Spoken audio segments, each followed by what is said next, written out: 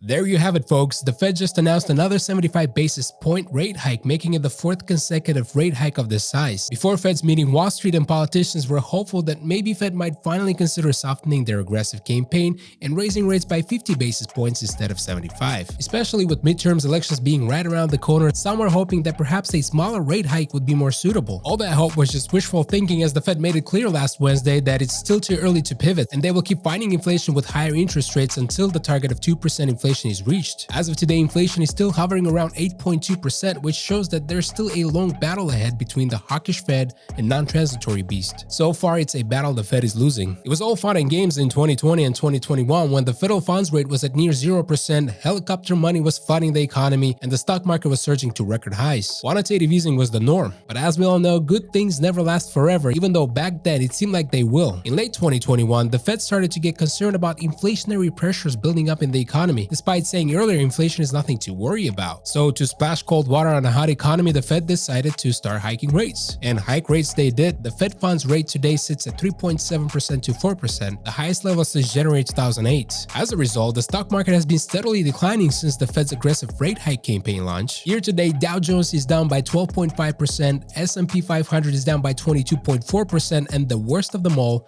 Nasdaq is down by nearly 35%. Market experts estimate that stock market losses so far have wiped out $9.5 to $10 trillion from the Americans' wealth. As the saying goes, market giveth and market taketh away. Here's an even more painful side. If you are someone who has been losing money in the stock market, allow me to comfort you and say that you are in a good company, because people like Musk and Bezos and Zuckerberg have also lost a lot of money. Now I know what you're going to say. Guys like Musk and Bezos are still billionaires despite their losses. While you're someone with student loan and mortgage to your name who yelled your whole savings account in the stock market, and now possibly dealing with a very mad wife unless she's unaware of life savings disappearing. Back to the rich guys. Jeff Bezos, who reportedly owns 996 million shares in Amazon, his net worth is now around $111 billion, almost half of the $214 billion peak it reached in July 2021. That's quite the hit now that Amazon is down 47% year to date, pushing the company's value below $1 trillion. Now, if there's someone out there who really feels your pain if you lost money in the stock market, it would be Mark Zuckerberg, who is now 23rd on Bloomberg's billionaire list, a steep fall from when he was once in the third place. With Meta down nearly 74% year to date, Zuckerberg's net worth now stands at around $38.1 billion, a stunning 73% fall from the $142 billion peak in September 2021. Elon Musk, who is still the richest man in the world, with Tesla down 46% year to date, the man has lost more than $100 billion in the last 12 months. The rich have not been spared in this bear market, and it's a good reminder that no one is invincible when it comes to the stock market. So if you're feeling down or lost about your losses, console yourself with the knowledge that even the richest people in the world have taken a hit. With all these losses in the stock market, the Fed's fight against inflation is still ongoing and the market is still in the correction phase. The question now is, where do we go from here? There are two schools of thoughts when it comes to this. Some believe that the Fed is doing too much too fast, and others believe that the Fed should continue its aggressive approach. For example, in a recent letter addressed to Fed Chair Jerome Powell, Senator Elizabeth Warren, Bernie Sanders, and others expressed deep concern about Fed's plan to continue raising interest rates. Senators were also concerned about Fed sending American families a disturbing message that they should expect more pain in the coming months. On the other hand, former Treasury Secretary Larry Summers recently wrote in a tweet that the Fed should stay on course and not pause too soon. So the debate continues, and there's still no clear answer as to what the Fed should do next. Although economists previously signaled that the Fed funds rate would reach as high as 4.6% in 2023. Today, all the Fed is focused on is bringing inflation back to its target of 2%. The question is, what would cause the Fed to pivot? What has to happen in the economy to flip the Fed from hawkish to dovish? If you have been following the Fed this year, you know that they have been watching the labor market very closely. A strong labor market has been a green light for the Fed to tighten. So if the labor market were to weaken, that would be a red light for the Fed, and they might have to reverse course. Friday's job report shows that labor market has cooled off slightly but still remains strong. The unemployment rate jumped from 3.5% to 3.7%. That's still a historic low, which is not the best news for the Fed, because